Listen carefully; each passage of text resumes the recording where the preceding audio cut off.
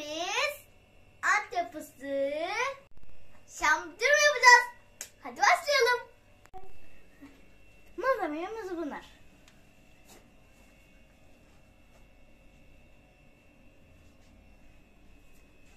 Hadi başlayalım. Yumurtamızı kırdık. Birisinin sarısını ayırdık ve onu tatlımızın üstüne süreceğiz. 2,5 yemek kaşığı irmiğimizi döküyoruz. 1 çay bardağı pudra şekerimizi döküyoruz. 125 gram margarinimizi döküyoruz. 1 paket vanilyamızı döküyoruz. 1 paket kabartma tozumuzu döküyoruz. Kontrollü şekilde unumuzu döküp elimize güzelce yoğuruyoruz.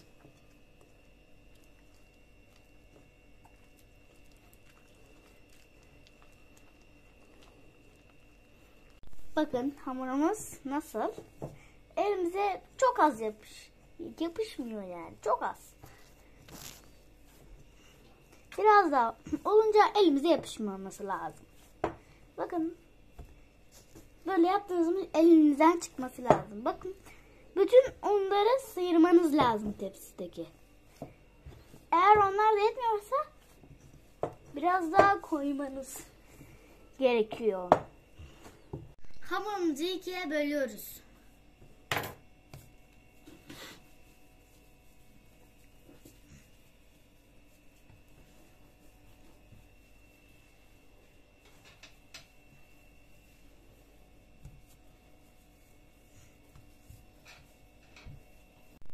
Her birine kase şeklini veriyoruz.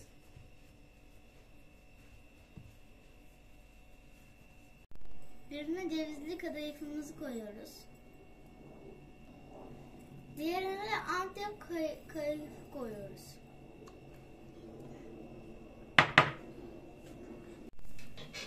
Ardından yoğuruyoruz.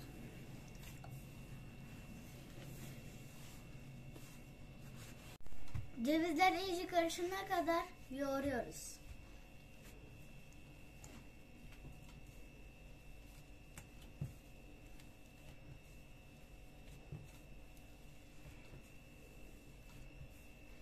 Aynı uygulamayı diğerinde yapıyoruz.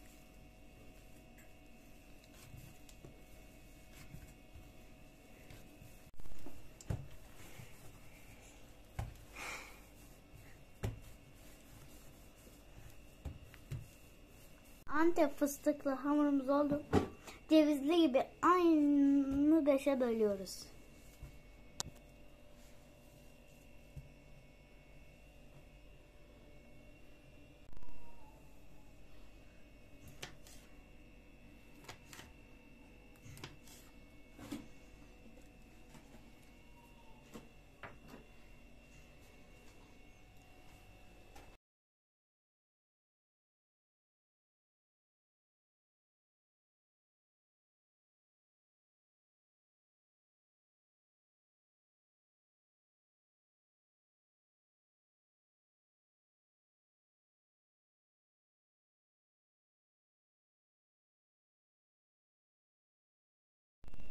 Tepsimizi röle şeklinde yerleştirdik ve şimdi bıçakla keseceğiz.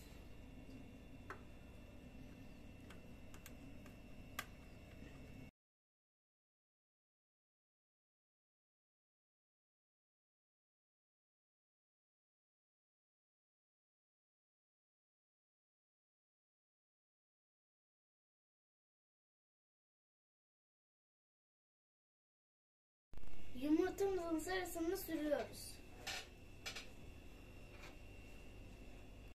180 derece fırında pişene kadar pişirelim.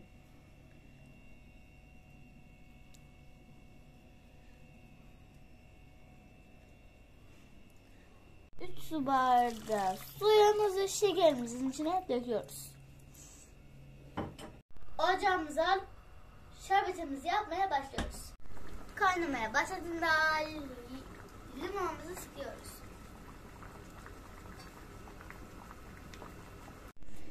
Şerbetimizin sıcak, tatlımızın ılık olması lazım ve o zaman da döküyoruz.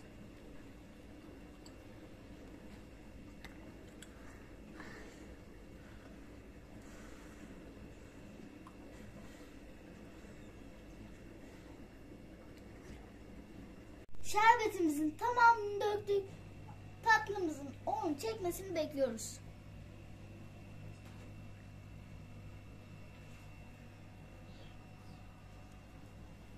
Kendi lezzetlerimle hazırladığım tatlım hazır.